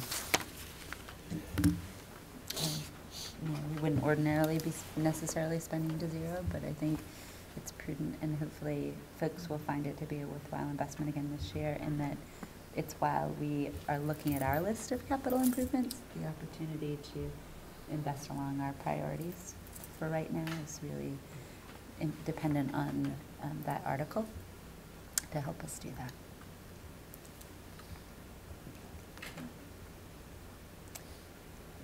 Trying to think if I had anything else. Does anybody have anything else? I was curious, on page 10, district was notified in February that it was again selected for a current year Yeah. audit. Yeah, how did you get? How come we're so lucky? Yeah, I wish I should have asked, well, it hasn't, I don't think it's luck. I think it's testing the new guy, Dylan. Okay. Not really. We're a higher than normal spending district, and I think that that's part of it. And again, it's for this year, it's not an audit, it's not about last year, it's about this year. Mhm. We had one of these, this type of audit several years ago, I think when I first got here.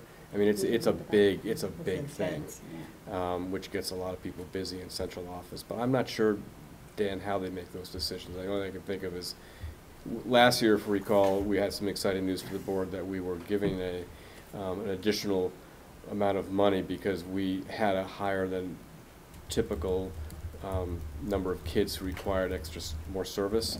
And I forget what the name of the grant category was, but that's really rare, that districts get more than what the reimbursement rate provides. So that might be another reason. We're gonna take a little closer look at, what is going on in Essex Town. But I'm wondering if consolidation have triggered it to make sure there are ducks in a row before you. yeah, I don't Was- know. I was going to say, is CCSU having the same good fortune? Mhm. Yeah. And we don't really question, we welcome people. Right. I do sort of like, that we really need this now. But maybe we Right. do, maybe it'll be helpful. I like the audits because tells you where you need to tighten up, and that might be good data going into our merger, so. It's just a lot of extra work though for you. It's a lot of extra work with Dylan and Roger and Carol Brouillard, yeah, it is. I watch Roger going back and forth a lot. Wearing a Good whole nut exercise. carpet. Yes, Part of his wellness program? That's right. There you go. Give him a Fitbit. So, All right. Thanks for the feedback. Won't get credit for all that. Those Any other questions? I move to call the question. Why, thank you, ma'am. All those in favor of approving monitoring report 2.6, asset protection, as presented? Aye. Aye. You don't need a second on that? No. We got it. We had one earlier. Dan. Oh, not to call it, no. Okay. When it was brought to the table. And we voted in unison, that was a No. nice. I did all the work. Yeah. That was really good. We're getting good at this. Exactly. Just in time. Hmm? All right. Is your report? No, I don't think it's in there. It is. But I sent it to everybody. Yeah, you sent it a do separate also have Google it. Doc, didn't you? Yes. Okay. I love your commentary. This one was Take it easy. away, This Dawn. one was really easy. I pretty much left it the way it was because it was pretty awesome.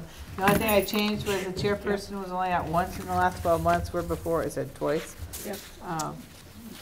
That's not Yeah. slacking anymore. Yeah, exactly. Yeah. Board reports full compliance, and I just added March 28, 2016. And I would like the rest of it to stand as printed. Because I think you guys have done an awesome job. The chair has done wonderful.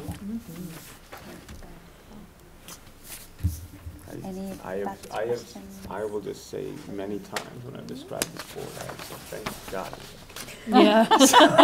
I know. No, I say a big Exactly. clap. Thank God So, yeah. we operate as We're blessed to have her. we do. No, we're very, very fortunate, and thank you guys. I hope you know that it doesn't take a monitoring report for you guys to give me, coaching advice on what you'd like to see happening differently or more or less of, and I hope you would feel comfortable that that would be the case, but I appreciate the feedback in all forms, and it's nice for us to get it all in one place. Thank you, Dawn. All right. I will move that Wait, I can't do that. I was gonna say, you probably can't do that one. Oh man, pressure's on. Someone else on us to make a I know. motion. I move that we accept the monitoring report 4.4 as written. All second. Any further discussion? All those in favor? Aye. All those opposed? Passes 5-0. Thank you, Dawn. Right.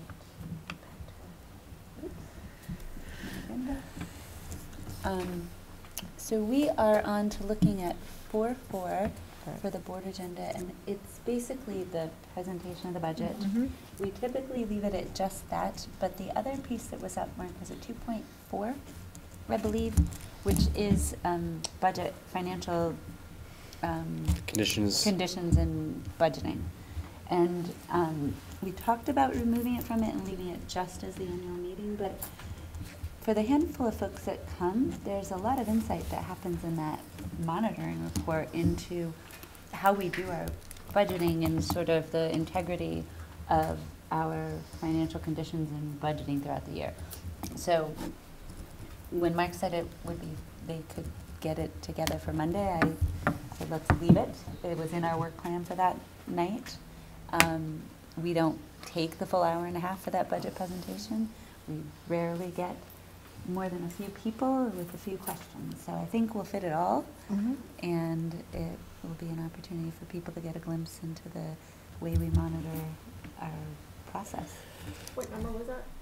It's 2.4, 2.4. I think, for next. So then do we meet on the 11th, which is our regular meeting? We are not, Either the because 12th. Because the the high 12th is the school, vote. and the high school budget presentation is the 11th. So we've intentionally, Okay, right? all right. Not Got it. Easier for parents. backed into it. All right, no, that's fine. I'm We just confirmed the April meetings. I'm Yeah, I'm just a little- looking too. I have a random So one on there. I 12th have and the the 25th. Floating around, The so, 4th and the 25th. okay. And the And 12th. the 12th, 12th. Yeah, I had that too. we Oh. come for But- the It's our end annual of the- meeting. We get it's the annual formality, 4.4, 4.12, the warning that's 4.25. in the annual Okay. report. Right? And we get the 4.12 and budget 25? vote Yep. results. And it is And literally what typically a time? 5-minute You want to be in meeting, like touch with 7. John, just remind him. Mark, actually, 7:05. the time Give 'em of enough time to that- close the poll. It's usually 7:30. 7:30, okay. Actually, she was, I thought. Whenever it the was results 7 come in. o'clock, because I remember having to run down, Steve would have to leave us I and know, run we down would to take start it the and go meeting at down. 7. All right. Plus, if you do it at 7:30, we still have to go to the village to commingle all those says 7:30 in our warning, so It's I been guess 7:30. it's 7:30. Really? Yeah. Isn't that weird? I Okay. think we had it like 7:28 last year. Yeah, John and was it's just done having at fun. 7:30. We have it here. And this It's is in the It's cafeteria. in the cafeteria. Yeah. I mean, there wasn't anybody there but John anyway, right? I mean, just us. Right. It was awfully quick. All right. Well, then I will let Cindy know that we'll be later this year bringing the ballots to her then. It is really quick, but yeah, thank you for that reminder. So it's also the 12th, and it's just really quick. Okay. I think we've hit as many media sources maybe as we can. I think we'll maybe do a Facebook post. I saw the vote here sign on our Facebook page, I think. Did you put that up as our, or was that from before? It might still be Oh, the perfect. previous Well, one. anyway, we might want to do that type of outreach just to remind folks to vote. There was a big turnout at the algebra meeting that was held here, and that was also an Hopefully it was opportunity good. to remind folks to remember to vote, because in our budget is a fractional add to staff to support the algebra program. So There you go. I would say that that's probably the kind of outreach we can do on that now, in addition to the meeting Monday, the thing on Wednesday that Mark and I will do. And back to your agenda, can we also do a follow-up? Was there anything done with the people speeding down Founder's Road or getting a bump or a speed sign or anything? Was Yeah, there the anything town's going to install one of those electronic things for Cashel. You know, the one that does this. I think she's. One time, you know. I think it's going to say CW, CW. Share with us? Yeah, no I kidding. love that. Well, I have to say, I mean, I sat out there and had dinner again tonight. Yeah. No, the town was more than happy. They just wanted to wait for winter to. Which is fine. I Yeah. just want to make sure we Neil follow reached out immediately. up on Yeah. that because Yeah. that was a concern from a taxpayer Yeah. or mom. Some people feel that Yeah. 25 is too slow. Actually, mean, the high school is obviously- 15. I've I always was been just amazed. saying, So it's I've school always zone, amazed that it so- stayed at Yeah. 25. I always think 15 is. That's what I would have Good. thought. Yeah, I mean, to As a me, school zone. Yeah, I've always thought it is in the school The zone. town's going to set it at 25, but some people have complained that it's too slow. But We have But you know, that It's a flashing thing is driveway. quite. It that does. flashing thing works. It totally works. it does I work. can't come into Sand Hill Road without Yeah. jamming on my brakes. So it is See, I'm not the Well, only it's- one. Well, that's at 30, because you're taking that turn, and then all of a sudden you're like, oh, too fast, and you pull it right down. It's just really, it's a very So it's just- effective it's just, use yeah. of that sign. And so It's I coming would at imagine that. Okay, it would I be just wanted to make sure similarly we here. keep getting it. I'll check on timelines. I didn't even get one, just No. for the record. Exactly, you did. Just in case we get another question about it, that was. And since the next meeting won't be till the end of April, I'll wait, if it's okay with you guys, until next Monday. I'll check what we've got coming up for the end of April. And is that enough of an update, Dawn, for the speed Yeah, that's situation in fine. the I parking just- lot? I just want to make we sure if had- we want to add it to What future. are, That's fine. what is the town ultimately doing? They're going to Put a flashing light in. put a flashing light. slow down It's not light, gonna have Cashel's name on it. just like I'm told, just like the one on top of A- Sand A Hill. radar giving you your speed. That one, kind of thing. as you come onto Yep. Sand Hill, that's pretty I'm awesome. not sure where It they're is going to position awesome. it, but It's so smart.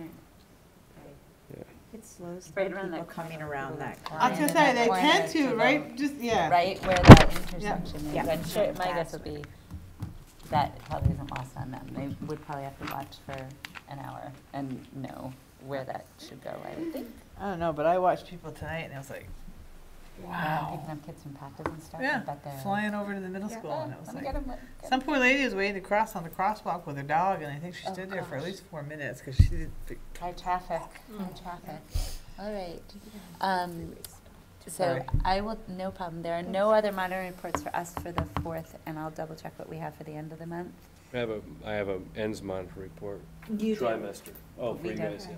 You know, I'm not sure actually what I want to double check that we don't have something due at the end of April. And we have not been intentionally avoiding the superintendent evaluation piece. It's still, Mark and I talked, and rather than doing it in pieces, he'd rather we do it all together. So we had talked about possibly parsing out everything but the goals and doing the contract, and he's been reminded that obviously he's still under contract with us and is okay that we put it all together before finalizing the salary component of it.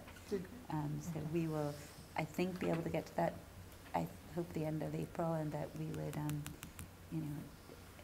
I'd get stuff out to you guys ahead, and then we would do an executive session, and then we could put it together. And historically, Dan and I have delivered it to Mark. Do we need somebody to do 2.4 on the 4th? That's Mark. That's yours. We Those have ones someone. and twos All are right, his. okay. So, All no, right. we are good to go. And I think that is all that I can think of, except for our self-evaluation. Executive session. Oh, I'm sorry. Yep, but So I would maybe take a takeaways and- motion. Oh, takeaways, do we want to weigh in on that for? Or are you set? I'll email, I have them typed up Okay. to email to you, but I have calendar, Calendar. obviously. I thought highlighting the early language learners Mm-hmm. stats was interesting, Yeah. and then school budget vote. Yep. Awesome. Perfect. English language learners. What did I say? Early language. Thank you. Thank you, Kasia. I make the motion, we go into executive session for the purpose of discussing personnel. Do I have a I will second? second that. Perfect. All in favor? Aye. Bye. Aye. Aye. Passes 5-0, thank you. And all we have after that, our ATN is adjourned.